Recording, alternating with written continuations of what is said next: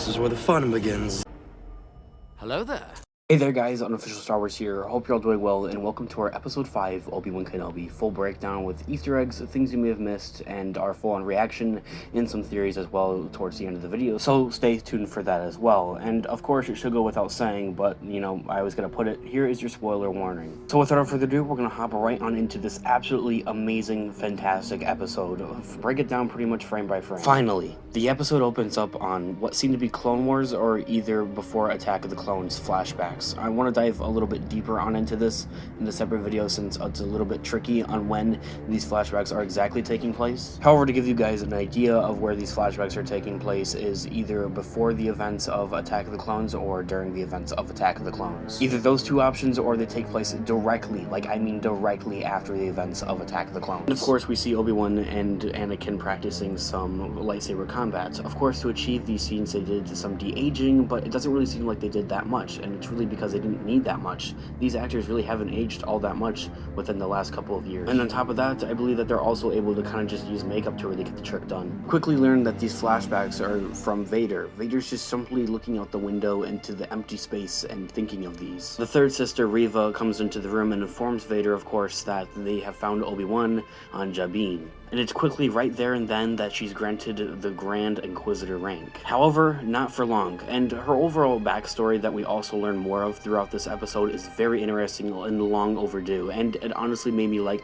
her character all that more. Quickly learned that Obi-Wan and that really much of what the rebellion is, at least at this point in time in the Star Wars timeline, is on Jabin. So this episode also directly references essentially the same plot as The Last Jedi, if you guys were paying close attention to that, where the good guys are stuck on a base and they're trying to get out, but they can't, and then they essentially have the bad guys outside, and that's essentially what this episode did. It's kind of cool, a cool reference, a cool mirror, a cool parallel. There's also plenty of other people here, mainly just Force-sensitive people, as none of them really seem to be past Jedi from the Republic era that Obi-Wan knew, and they seem to be the main priority for, as of right now, trying to get these people safe. As we had also learned in the previous episode, Lola, Leia's droid, was actually the tracker, or at least had a tracker placed on it. One comes across this box of lightsabers, and honestly, I feel like I recognize some of them. I want to dive deeper on into what each lightsaber is, who they belong to at that, if we can really recognize them, so make sure you guys are subscribed to the channel and stick around for that. That's something I would probably break down in this video, but I feel like it's something so cool and special, it honestly deserves its own video. The Lola droid goes off and it starts causing trouble, breaking some of the wires, closing the good guys in. And of course, as I had already mentioned, this is essentially referencing and paralleling exactly the same plot as The Last Jedi. I'm so very glad we aren't deprived of any of these flashbacks because they're so really cool to see, and it's a huge marketing thing that was kind of used for this overall show, is that, yeah, we're going to see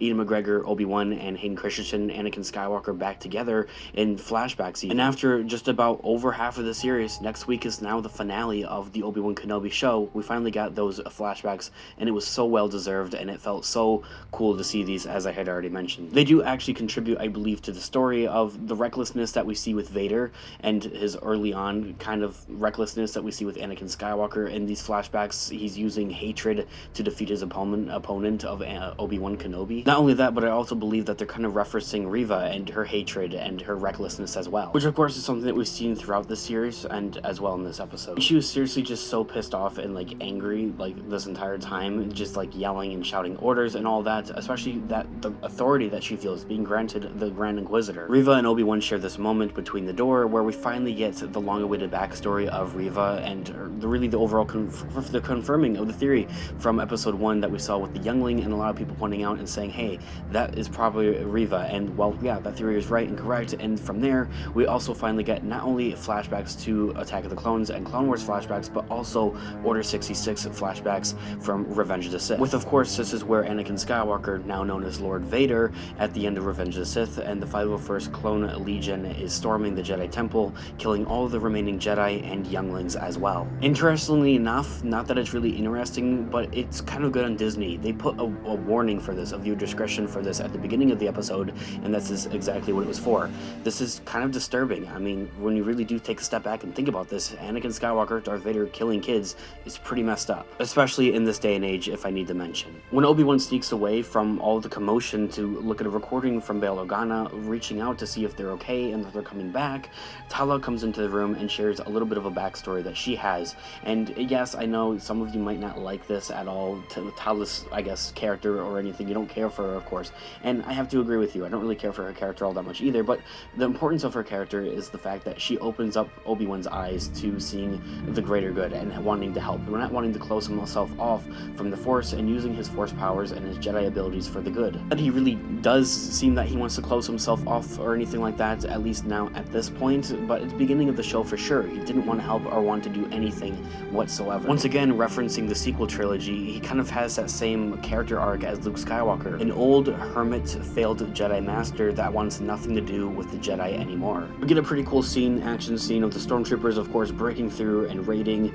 the, whatever this little hideout is on Jabin here with what is kind of like the rebellion here. They get in there, a lot of cool action, of course. Unfortunately, this is where Tala meets her end. She was a good character throughout the show, however, she was kind of hogging some of that screen time, taking away from seeing more Obi-Wan and seeing more Vader. It doesn't mean that I don't like her or anything like that. She played her role, and now she's kind of gone. So, interestingly enough, after this scene and the good guys are able to close themselves in, Obi-Wan goes back out, kind of surrendering himself to Reva, but him and Reva kind of make a deal here. He knows that Reva is emotional, overly emotional, and is kind of filled with hatred and kind of at that gullible and will kind of like do anything. And we furthermore learn more truth of her, that she wants revenge on Anakin Skywalker, that she wants revenge on Darth Vader, and furthermore the whole reason that she knows that Darth Vader is Anakin Skywalker, of course. This year was most definitely an interesting twist here, especially with Reva's character, and seeing that she would be gullible enough to work with Obi Wan Kenobi. Obi-Wan can kind of be mischievous, especially as we're getting closer and closer to the events of A New Hope and the original trilogy.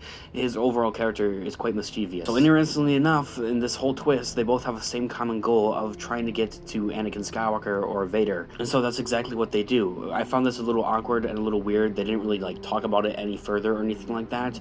She kind of just told the Stormtroopers to put him back in there. When Vader finally arrives, dude is just absolutely mad and willing to go at it at Kenobi now. Like, he's just full on. He marches in there, he tears apart everything, and he forces down the ship using the Force. A very cool reference that we see from The Force Unleashed with Starkiller, of course, and also Ahsoka Tano holding Maul's ship at the end of Star Wars: The Clone Wars animated show. It truly shows the strength of Vader, especially using the Force, nothing but the Force, to rip apart the ship in an effort looking for Kenobi and holding the ship down as well.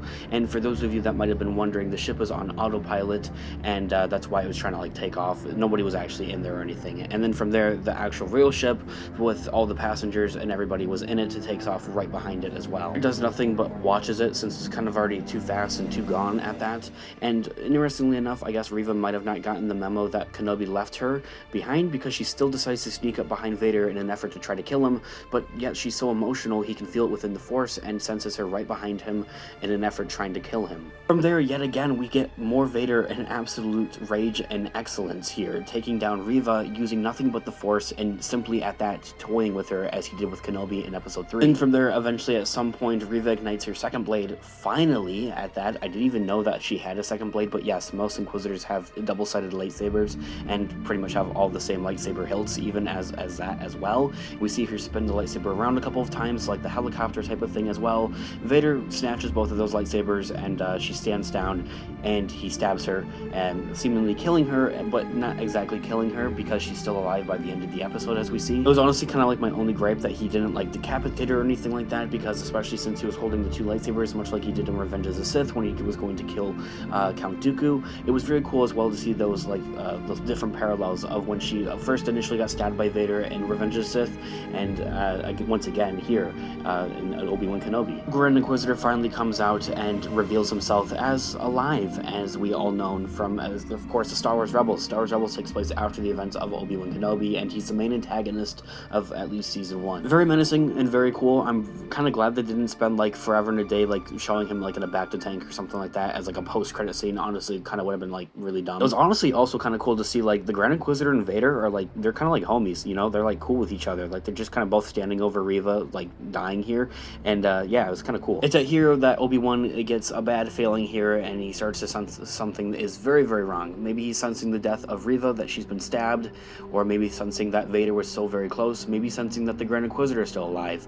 But I do believe that he's definitely sensing that, oh crap, I left my like little transmitter there to Bail Organa, and that Reva just found it and is going to find out that Luke Skywalker is a thing, and find out that these are the children of Darth Vader. And from there, the episode closes off by zooming in closer and closer to a young Luke Skywalker sleeping on his farm home on Tatooine. He's definitely going to play some type of substantial role here, finally, within the final episode, as it seems. I think it'll be really cool to finally see a little bit more of Luke Skywalker rather than Leia, although Leia has been absolutely amazing. I love every bit of her. It's been so cool to see her throughout this show. The overall episode was absolutely amazing, and it gave everyone what they wanted, what people have been wanting to see throughout this overall show. They've been wanting to see flashbacks of Attack of the Clones and Clone Wars flashbacks. They've been wanting to see flashbacks for Order 66 and Revenge of the Sith. They've been wanting a Reva backstory at that.